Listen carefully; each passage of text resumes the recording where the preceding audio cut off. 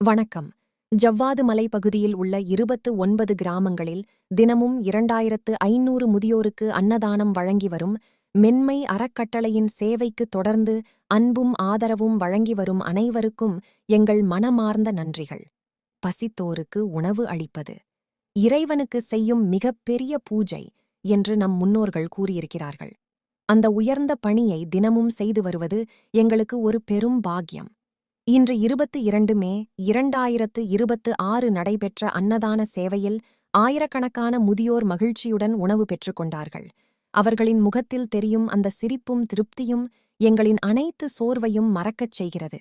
பலர் தனிமையிலும் வறுமையிலும் வாழ்கிறார்கள். பலருக்கு ஒருவேளை உணவும் கிடைக்காத நிலை உள்ளது. அந்த நேரத்தில் உங்கள் ஆதரவால் அவர்களுக்கு அன்போடு உணவு வழங்க முடிவது எங்களுக்கு பெருமையாக உள்ளது. மென்மை அறக்கட்டளை தொடர்ந்து செய்து வரும் சேவைகள்: தினசரி 2500 முதியோருக்கு அன்னதானம், 60 மாலை நேர கல்வி மையங்கள், 1200 மாணவர்களுக்கு இலவச பயிற்சி மாதந்தோறும், மருத்துவ முகாம்கள், மலைப்பகுதி மக்களுக்கு தேவையான உதவிகள். இந்த சேவைகள் அனைத்தும் உங்களைப் போன்ற நல்ல உள்ளங்களின் ஆதரவால்தான் தொடர்ந்து நடைபெற்று வருகிறது. ஒரு சிறிய உதவி ஒரு பசித்த வயிற்றை நிறைக்கும்.